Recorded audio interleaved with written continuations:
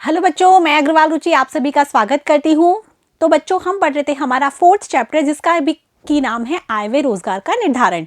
तो बच्चे, जिसके लास्ट वीडियो में हमने समग्र मांग और इसके अवयव के बारे में पढ़ा था। फिर उसके बाद हमने 2 सेक्टर जो अर्थव्यवस्था है उसमें समग्र मांग के कौन कौन से तत्व हैं जिसकी हमने चर्चा की थी।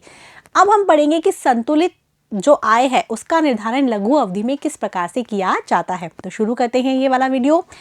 व्यष्टि आर्थिक सिद्धांत के अंतर्गत एक बाजार में मांग और पूर्ति के संतुलन का विश्लेषण करते हैं।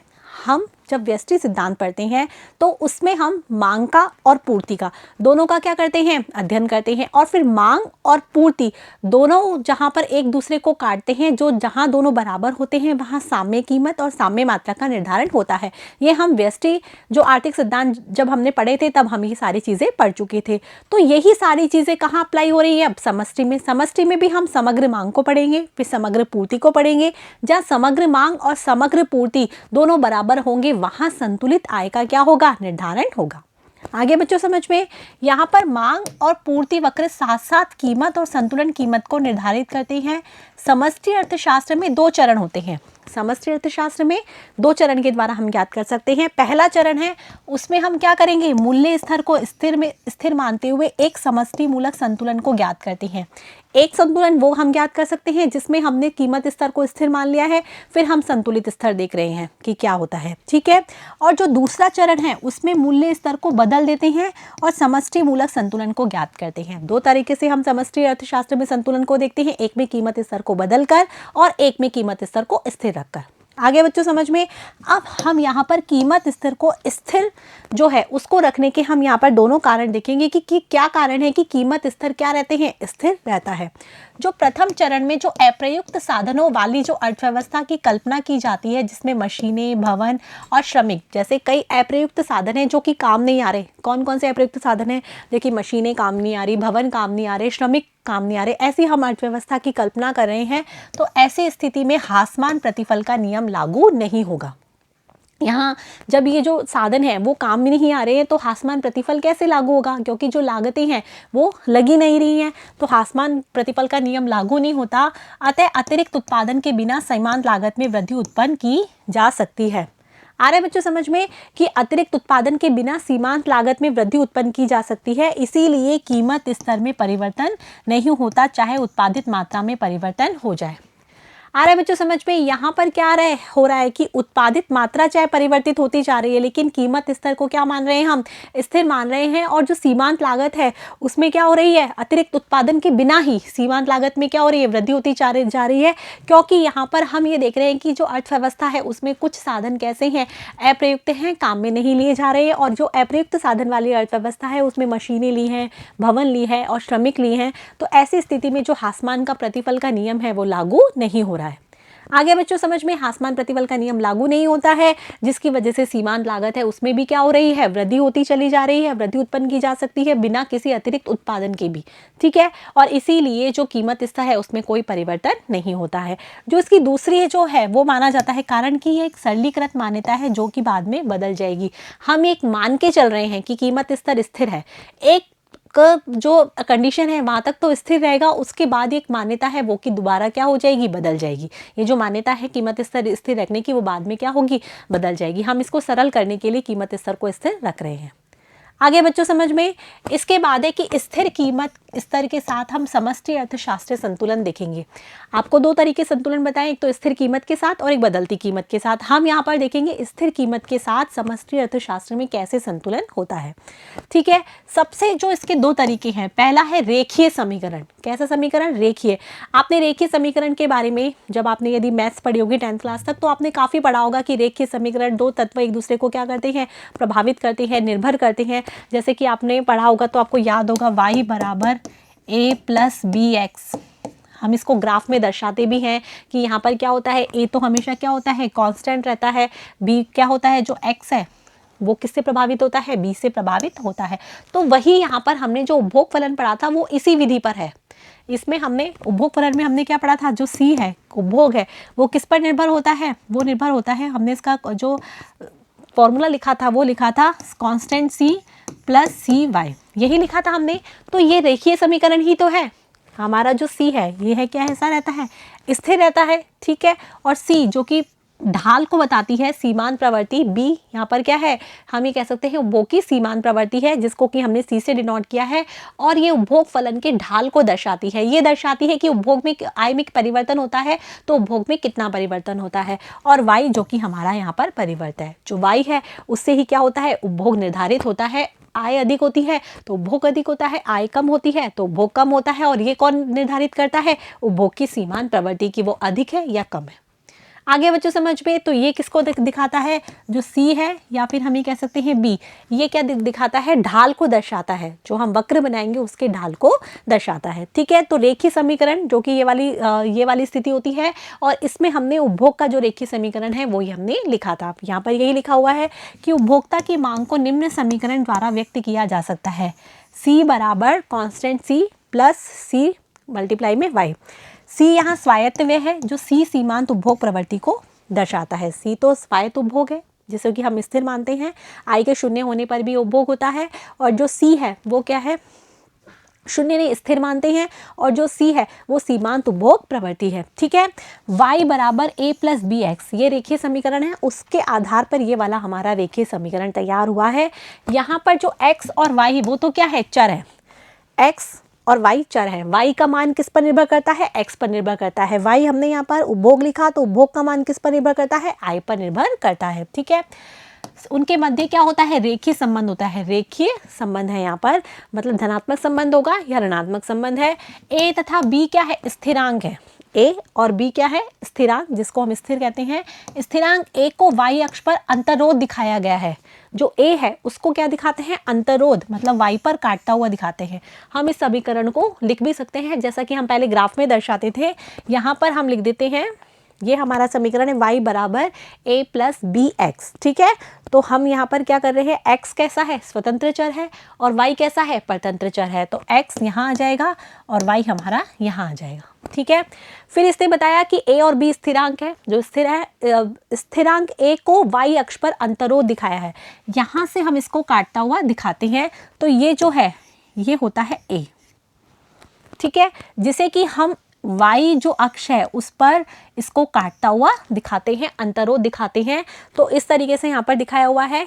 जब मूल्य x शून्य होता है, मूल्य x शून्य होगा तब भी ये कुछ ना कुछ होगा, मतलब जो हमने दर्शाया था ना उपभोग फलन में कि यदि i शून्य होगी तब भी उपभोग कुछ ना कुछ होगा, जो कि स्वायत्त होता है। तो मूल्य x शून्य होगा तब ये y का मूल्य यहाँ पर ये वाला होगा, जो कि इसके द्वारा दर्शाया गया है।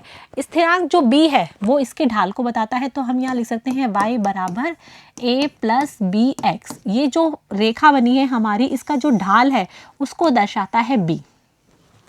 आगे बच्चों समझ में, तो उपभोग फलन हमारा क्या था, ये हमारा उपभोग फलन था, c बराबर कांस्टेंट c प्लस सी वाई, ये हमने दिखा था। तो हम इसी को इसी तरीके से बना लेते हैं।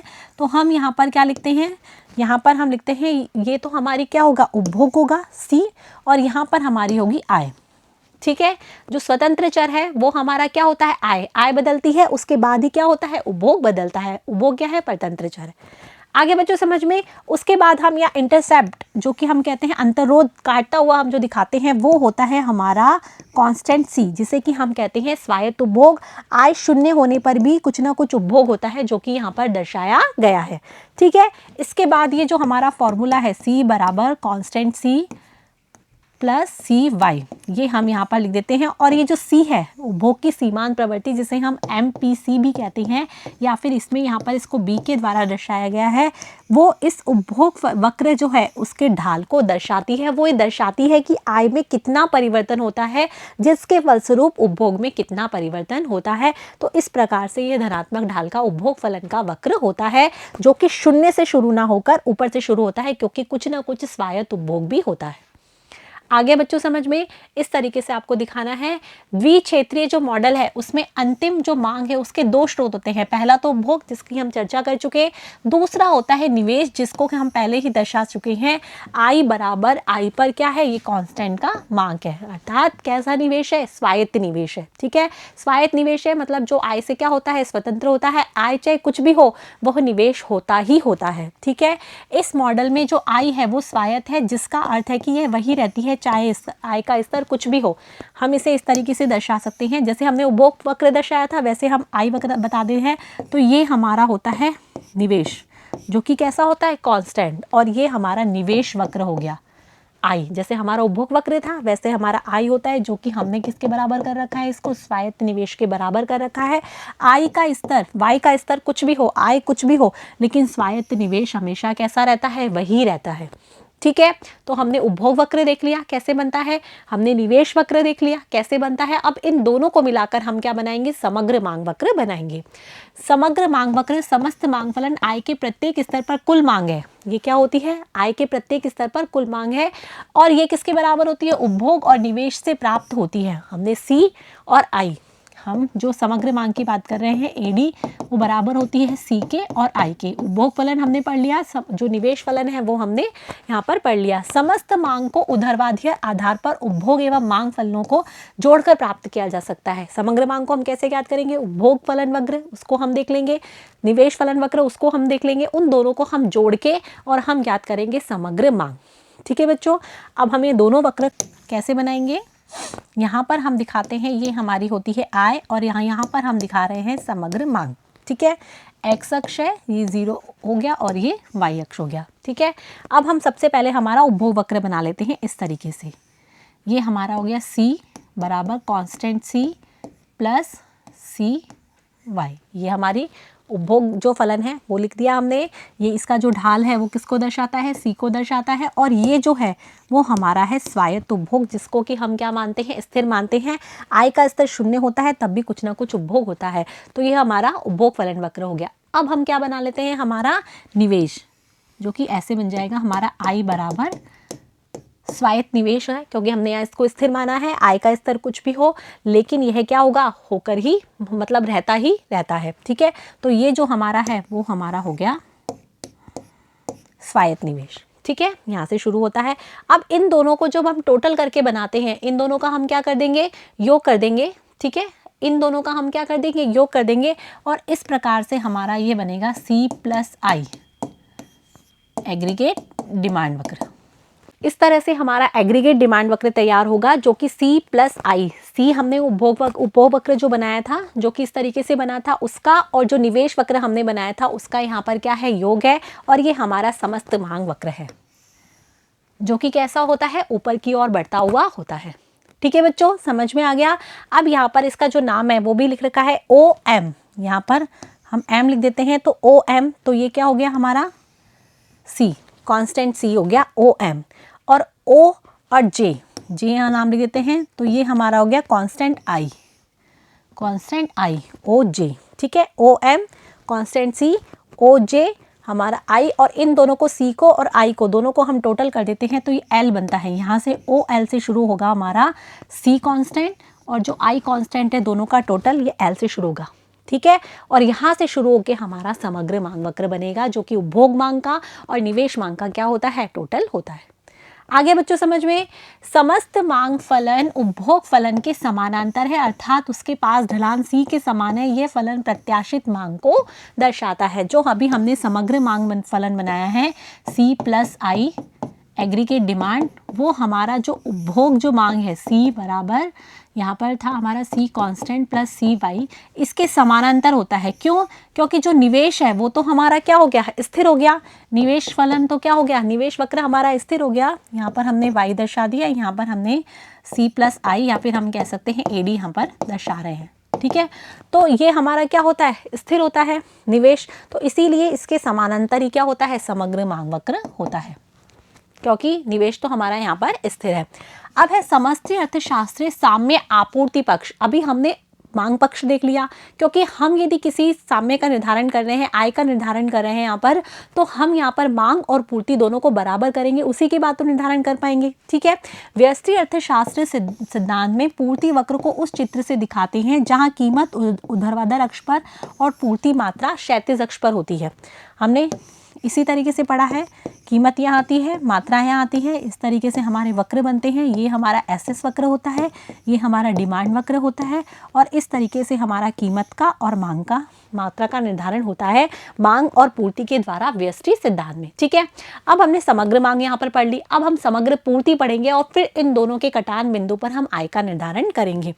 समष्टि अर्थशास्त्र सिद्धांत की प्रथम अवस्था में कीमत को स्थिर मान लिया जाता है। यहाँ समस्त पूर्ति अर्थात जीडीपी को सरलता से ऊपर अथवा नीचे हटने वाला मान लिया जाता है।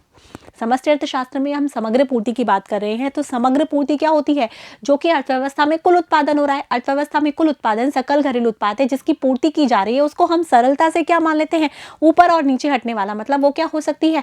बदल सकती है, क्योंकि उत्पादन बदल सकता है, क्योंकि ये सभी प्रकार के अप्रयुक्त उपलब्ध साधन होते हैं। जीडीपी का कुछ भी स्तर क्यों ना हो, उतनी पूर्ति तो करनी होगी और मूल्य स्तर का कोई योगदान नहीं यहाँ पर होता है। कहने का तात्पर्य है ये जो सारे जो साधन हैं, अभी हमने बात की ना, अप्रयुक्त साधन जो होते हैं, जीडीपी का स्तर कुछ भी हो, जीडीपी जो देश में कुल उत्पादन कितना भी हो, उतनी पूर्ति तो हमें करनी होगी जितनी कि हमारे अर्थव्यवस्था में क्या होगी? मांग हो, और मूल्य स्तर का कोई योगदान नहीं होता, क्योंकि अर्थव्यवस्था में मांग होगी तो उसकी पूर्ति की भी जाएगी।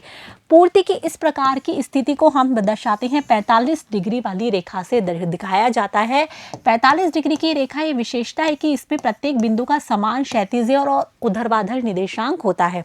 जो पूर्ति वक्र है उसको हम दिखाते हैं इस तरीके से, एएस वक्र, समग्र पूर्ति वक्र। हम 45 डिग्री की जो रेखा आप देख रहे हैं उस तरीके से दिखाया जाता है। यहाँ पर एएस हो गया और यहाँ पर आय, मतलब उत्पादन का स्तर कुछ भी हो ना हो, आय का स्तर जो ये वाई है, उत्पादन है, वो कितना हो, जो पूर्ति है वो एक जो निर्देशांक है उसके रूप में समान क्षैतिज रूप से भी और ऊर्ध्वाधर अक्ष पर भी एक समान क्षैतिज और ऊर्ध्वाधर अक्ष के निर्देशांक के रूप में दर्शाई जाती है 45 डिग्री रेखा। तो आपको याद रखनी होगी, जो पूर्ति रेखा होती है, समग्र पूर्ति रेखा, वो 45 डिग्री रेखा के रूप में दर्शाई जाती है।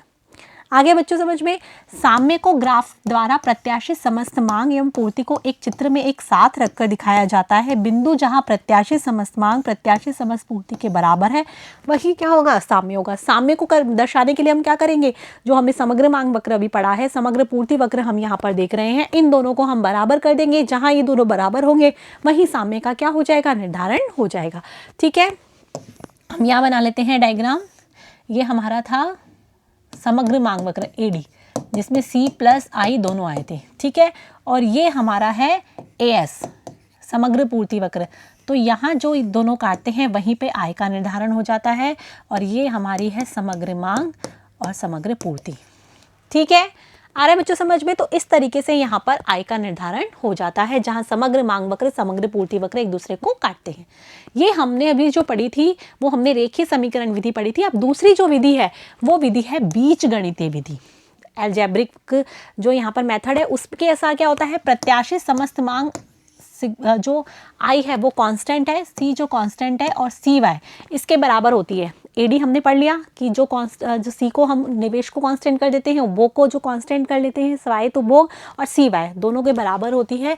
या फिर हम कह सकते हैं एडी बराबर सी प्लस आई। सी का मान आपके सामने ये वाला दे रखा है और आई का मान आपके सामने ये दे रखा है, तो इन दोनों के बराबर होती है प्रत्याशित मांग। जो प्रत्याशित पूर्ति है वो होती है वाई के बराबर, क्योंकि जो उत्पादन होता है अर्थव्यवस्था में उसका क्या किया जाता है? पूर्ति की जाती है। साम्य की यह आवश्यकता है कि पूर्तिकर्ताओं की योजनाएं उनकी योजनाओं से मेल खाए जो अर्थव्यवस्था में अंतिम मांग को पूरा करते हैं। अर्थव्यवस्था में जो भी पूर्ति की जाती है वो उससे मेल खाए जितना कि अर्थव्यवस्था में वस्तुओं की मांग होती है। जो लोगों के द्वारा मांगी जाती है वही जो उत्पादन होता है उसकी पूर्ति की जाए, तो वो साम्य क्या हो जाएगा? निर्धारण हो जाएगा, अर्थात समस्त मांग समस्त पूर्ति के बराबर होगी। इसीलिए इस स्थिति में प्रत्याशित समस्त मांग प्रत्याशित समस्त पूर्ति के क्या होगी? बराबर। मतलब जो हम मांग कर रही है, जो मांग की जा रही है लोगों के द्वारा प्रत्याशित रूप से, वो प्रत्याशित जो पूर्ति होगी लोगों के द्वारा की जाएगी, जो योजित की जाएगी, योजनाएं बनाई जाएगी, वो दोनों आपस में क्या होगी? बराबर होगी। अर्थात एडी और एएस दोनों आपस में क्या होंगे? बराबर। और एडी कैसा है? प्रत्याशित समस्त मांग, और एएस क्या है? प्रत्याशित समस्त पूर्ति। ठीक है बच्चों, तो हम ये कह सकते हैं ये वाला हमारा फॉर्मूला आ गया, constant C constant I plus C Y, ये तो हमारी हो गई प्रत्याशित मांग, और वाई हमारी हो गई प्रत्याशित पूर्ति। ठीक है, यदि हम यहाँ पर सी प्लस आई ये कांस्टेंट रखते हैं और हम यहाँ पर y है, इसमें से cy को हम यहाँ पर ले आते हैं।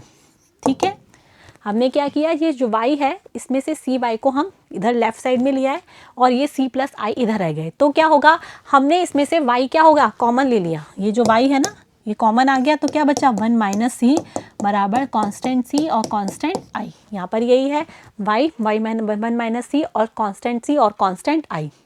आ रहा है बच्चों समझ में। और इसके बाद हम क्या करते हैं, जो y है वो उसका मान निकालते हैं, तो कांस्टेंट c प्लस आई और इसमें हम 1 माइनस सी का क्या लगा देते हैं, भाग लगा देते हैं। तो इस प्रकार से ये जो फॉर्मूला आता है वो बीजगणितीय जो विधि है, हमने ग्राफीय चित्र बना के देख लिया कि किस प्रकार से हमने संतुलित आय का निर्धारण किया, और बीजगणितीय विधि से यदि हम ज्ञात करते हैं तो ये वाला जो फॉर्मूला है y बराबर constant c plus constant I और इसमें हम 1 माइनस सी का भाग लगाकर हम क्या ज्ञात कर सकते हैं, आय का निर्धारण कर सकते हैं।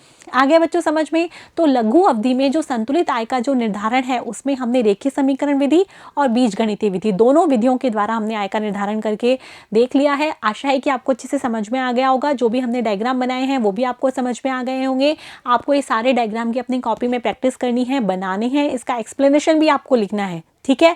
साथ में बीजगणितीय विधि के द्वारा जो सूत्र समझाया गया है वो भी आपको अच्छे से समझकर अपनी कॉपी में नोट करना है। आगे बच्चों समझ में। अब समस्त मांग जो है, समग्र मांग है, उसके द्वारा क्या होता है, आय का निर्धारण होता है। अब समग्र मांग में यदि परिवर्तन हो जाए तो जो आय का निर्धारण है वो भी क्या हो जाएगा, बदल जाएगा। तो उसके बारे में हम जानेंगे नेक्स्ट वीडियो में। तब तक के लिए आप मेरे साथ बने रहिए, पढ़ते रहिए, बढ़ते रहिए। Thank you.